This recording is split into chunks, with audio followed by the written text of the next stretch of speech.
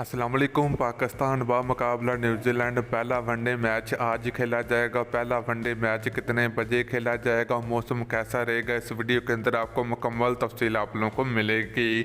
तो दोस्तों, जैसे आपको पता है कि न्यूजीलैंड क्रिकेट टीम पाकिस्तान पहुंच चुकी है, जहां पर पाकिस्तान क्रिकेट टीम के खिलाफ New Zealand cricket team 5 T20 match और 3 ODI मैच खेलेगी। तो जिसका आगाज़ आज पहले वनडे मैच से हो चुका है। तो आज पहला वनडे मैच पाकिस्तानी टाइम के मुताबिक 2:30 पर खेला जाएगा।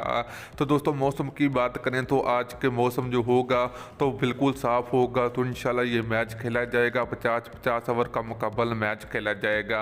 तो बारिश के कोई बड़े चांस नहीं है। तो दोस्तों, अब पहला वनडे मैच कौन सी टीम जीतेगी, पाकिस्तान क्रिकेट टीम जीतेगी या फिर न्यूजीलैंड क्रिकेट टीम जीतेगी, तो आप लोगों ने नीचे कमेंट करके ज़रूर बताना है।